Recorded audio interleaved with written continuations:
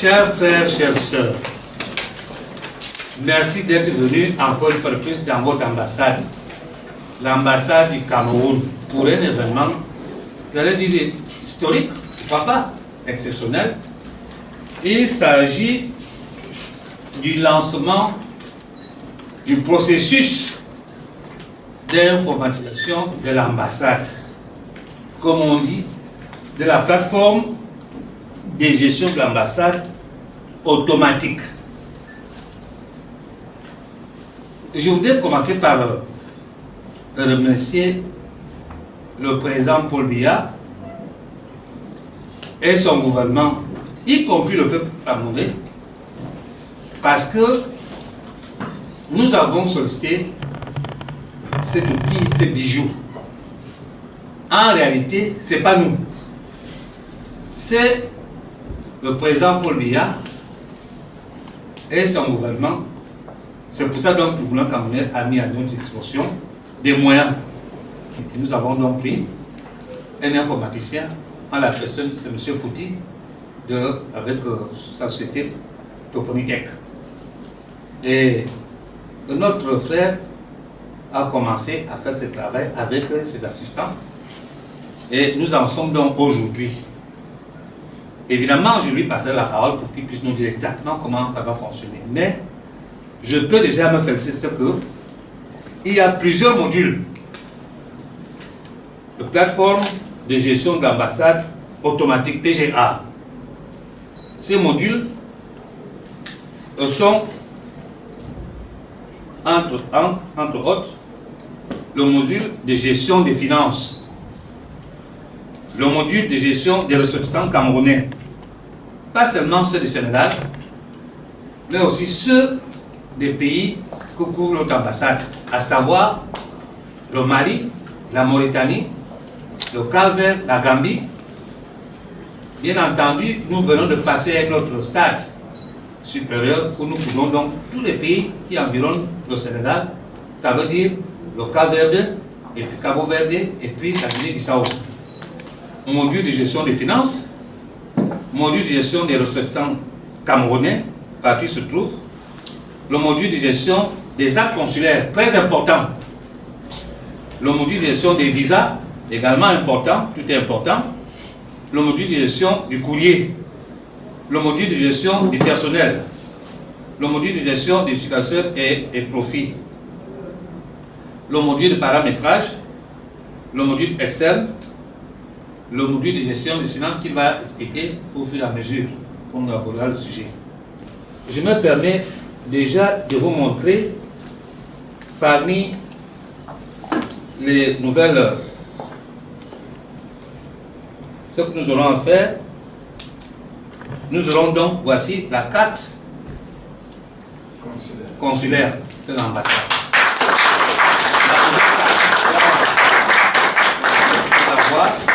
On va passer la parole à M. Fouti pour nous dire un peu, en bref, comment ça va fonctionner, quelles sont les nouveautés de ces bijoux.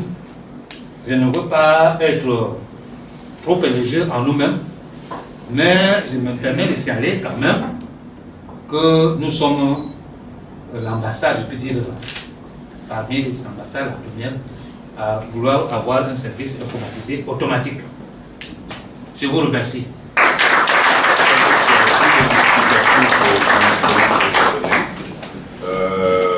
Il a dit que je devais peut-être vous donner plus d'éclaircissements parce que je suis du domaine, mais je crois qu'il a donné toutes les informations avec beaucoup de précision. Voilà, donc l'objectif était tout simplement d'informatiser tous les services consulaires de l'ambassade du Cameroun. Qu'est-ce qu'on entend par là? Tout ce qui se faisait manuellement va maintenant se faire d'une façon automatique. Voilà, donc ceci apporte certaines facilités. Donc je vais beaucoup plus insister sur la pratique même de l'outil. En fait, grâce à la plateforme que nous avons déployée, les ressortissants auront maintenant beaucoup plus de facilité pour demander leurs actes consulaires. Par exemple, lorsque vous aviez besoin d'une carte consulaire, vous étiez obligé de vous déplacer à l'ambassade pour le faire. Ou bien pour les ressortissants camerounais qui sont au Mali, qui ont besoin d'un acte consulaire, ils étaient obligés d'aller soit voir le consulat, puis se déplacer, venir jusqu'au Sénégal pour obtenir cette carte. Mais grâce à la plateforme que nous avons déployée, vous pouvez désormais, avec votre téléphone ou une connexion Internet, faire votre demande d'acte consulaire. Et ça, c'est une avancée significative. Donc, comme l'a souligné son Excellence, beaucoup d'ambassades francophones ici au Sénégal n'ont pas une telle technologie. Maintenant, pour revenir aussi sur toujours la pratique, en fait, grâce à cet outil, au niveau de la diaspora, vous aurez... Oui, c'est bon. Grâce à cet outil, au niveau de la diaspora, vous aurez un outil de communication efficace. Qu'est-ce que nous entendons par là? En fait, comme ça se fait par exemple en France ou aux États-Unis, grâce à la plateforme, on aura désormais la possibilité de toucher tous les ressortissants camerounais, soit par SMS, soit par mail. Donc, ce qui sous-entend qu'au niveau de la diaspora, vous pourriez facilement organiser des réunions. On n'aura plus de difficultés pour joindre les ressortissants camerounais. On pourra facilement leur envoyer des messages. Donc, ça, ce sont les avantages que propose désormais la plateforme. Donc, cela sous-entend aussi que, vu que les choses, le traitement n'est plus manuel, ben, l'impression, la génération des actes consulaires se fera rapidement. Mais c'est aussi bien pour la sécurité du fait que tous les documents vont devenir uniformes. Uniformes avec des codes à barres. Donc on peut vérifier facilement. Et ça, ça se fait en Europe, mais je tenais vraiment à féliciter l'ambassadeur et toute son équipe pour avoir souhaité mettre en place une telle technologie. Donc en réalité, ce qu'il faut retenir... En réalité, en résumé, en bref, ce qu'il faut retenir, c'est que tout ce qui se faisait manuellement à l'époque va maintenant se faire d'une façon automatique. J'ai plus besoin de me déplacer, attendre pour obtenir mon acte consulaire. Je peux directement, au niveau de mon téléphone ou d'une connexion Internet, faire ma demande d'acte consulaire. Nous avons maintenant un outil de communication. Si nous avons nos ressortissants qui sont, par exemple, en Guinée, où il y a eu l'Ebola il n'y a pas très longtemps, l'ambassade pourra suivre ses ressortissants. Donc, voilà un peu en résumé ce que l'application pourra faire. Il est important pour vous de vous enregistrer, parce que grâce à l'enregistrement, on n'aura plus à vous demander vos informations quand vous venez pour demander un acte consulaire.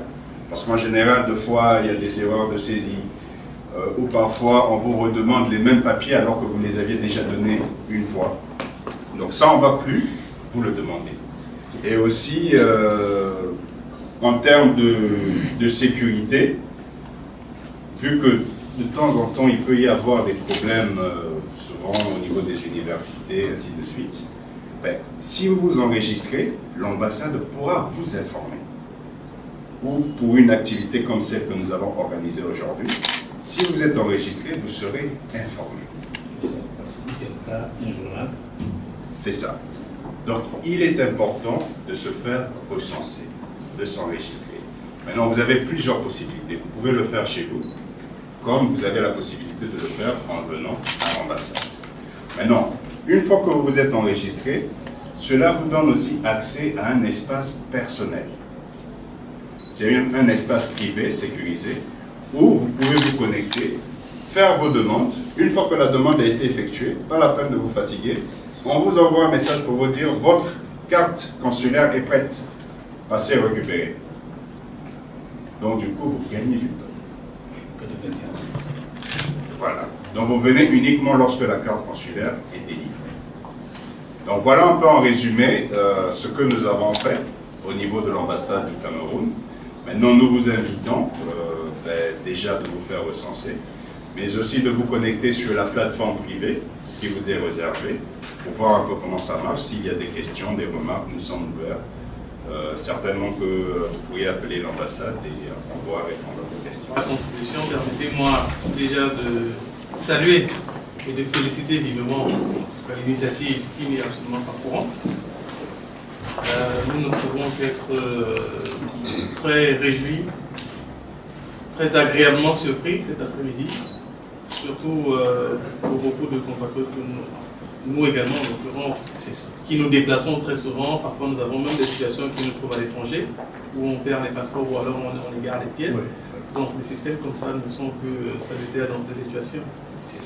Mais comme vous avez si bien souligné, de tels systèmes également viennent également avec leur part de problème. Oui, effectivement. Ou alors pour que de tels mécanismes fonctionnent à merveille, il y a également notre défi à relever, qui est le défi de la mobilisation de la communauté. Exactement. Parce que, on va dire, la communauté est disparate, on est éparpillé partout, on est en mission, ainsi de suite. Donc je pense qu'il y a également un défi à relever à ce niveau-là et d'être sûr effectivement qu'on pourra ratisser suffisamment large, surtout si après un délai, les cartes consulaires actuelles ne sont plus prises en compte, parfois pour plusieurs raisons de trafic, ainsi de suite. Je veux dire, il y a forcément des compatriotes qui ne sont pas touchés. Oui. Donc c'est juste pour dire qu'il y a ce défi-là et de dire effectivement que vous pouvez compter, en tout cas avec nous, dans ce chemin-là, pour au moins mobiliser là où on pourra, au moins dans notre entourage, et en fait sur ce qu'on pourra mettre la main. Donc je voulais vous donner notre assurance dans cet itinéraire-là. Merci. Je voudrais m'associer à tous les autres pour féliciter la Massa pour cette bonne initiative. Je voudrais m'adresser à l'informaticien. Est-ce qu'il est possible de faire une petite démonstration? Par exemple, moi je me suis enregistré, j'ai ma photo, Oui, tout à fait. En fait, Il est là. Il est là. Comment? Projecteur. Vous l'avez vu, hein? On va marcher maintenant et on le projettera où? Oui, mais moi je quitte là. on va projeter pour le tableau blanc. Ça peut pas passer. Ça ne peut pas passer, il faut faire en même temps. C'est ça. En même temps. En réalité, voilà PGA. Je ne sais pas si vous qui êtes au fond, si vous voyez. Voilà le. Non, on n'a pas de mur blanc. Non, mais le mur blanc, voilà le mur blanc. On met son mobile, on fait là. Bon, prenez un projecteur, on va projeter. Où est le projecteur? Là, il est allé blanc. Oui, mais l'écran, c'est une chance. On ne peut pas mettre dans la télé là, monsieur Fouti. La structuration, lorsqu'on rentre dans la page d'accueil, donc il y a des raccourcis, il y a les étapes, donc par rapport au budget. Vous avez les statistiques par rapport au pays. Donc on peut savoir à l'instant T combien de ressortissants camerounais il y a au Mali. Vous avez les étapes par rapport aux demandes d'actes consulaires, les étapes par rapport au visa, les étapes par rapport au courrier, par rapport au traitement de visa, aux audiences, ainsi de suite. Donc c'est un tableau de bord qui vous donne des informations. Et ces informations vous permettent de prendre des décisions. Donc, vu que nous avons estimé qu'il était assez important que la personne ait une certaine liberté de travailler, j'entends par là que si son excellence est à la maison et qu'il a une information urgente à traiter sur PGA, il doit être capable de le faire sur son mobile ou bien sur sa table. Donc, du coup, nous avons mis un menu responsive qui est là. Voilà. Et sur ce menu, vous avez les différentes fonctionnalités que propose la plateforme. Donc, comme l'a cité tout à l'heure son Excellence, vous avez la gestion des ressortissants, la gestion des actes consulaires, la gestion des visas, le module finance, les audiences, les courriers, le personnel, les paramétrages. Donc, chaque module, en fait, est constitué d'un dashboard. Le dashboard, c'est tout simplement le tableau de bord. Là, par exemple, je suis au niveau du module des ressortissants. Et tous les modules ont des dashboards qui se ressemblent. Ça, c'est pour permettre à l'utilisateur de se familiariser à l'interface. Et nous avons aussi mis, disons, des petits... Bon, ça ressemble un peu, comme je le disais, on voulait quelque chose qui ressemble à ce que les gens ont l'habitude de faire, un peu comme sur Facebook. Vous avez des informations pour indiquer, donner des indications à l'utilisateur. Voilà. Donc, une fois que vous vous êtes enregistré, en fait, ce qui se passe, c'est que vous venez à ce niveau-là.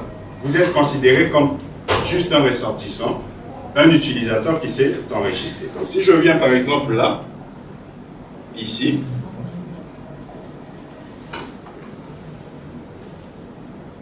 voilà. Donc, voilà les Camerounais qui se sont enregistrés. Donc, par défaut, lorsque vous n'avez pas de photo, il vous met ce point d'interrogation. Donc, une fois que je suis là, je peux rentrer. Vous voyez là, cette personne-là, en fait, sera difficile à joindre, à gérer. Pourquoi? Parce que premièrement, nous n'avons pas son numéro de téléphone. Donc si on veut le contacter, on ne pourra pas le contacter. Nous n'avons pas son email. Donc à l'époque, c'est comme ça que l'ambassade fonctionnait. Parce que les formulaires qu'on vous fournissait ne nécessitaient pas d'avoir... C'est ça. Maintenant, les nouveaux formulaires, on vous exige de donner quelques informations. Voilà. Pour revenir sur l'email, une information assez importante. Lorsque vous êtes père de famille et que vous avez des enfants, que vous voulez faire des actes consulaires pour vos enfants, il faut vous enregistrer votre adresse email parce qu'il y a des enfants qui n'ont pas d'adresse email. Madame, vous partez déjà?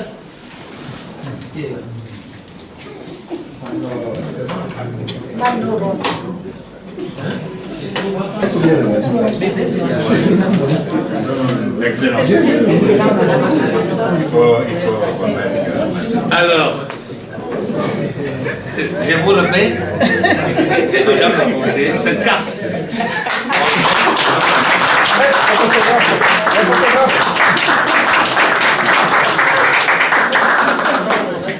Le seul qui vous a passé mon usage. Merci. Monsieur le Président de la CAMS, président de CAMAS et les autres. Madame K, merci d'être venue. Une fois de plus, merci pour tout. Merci.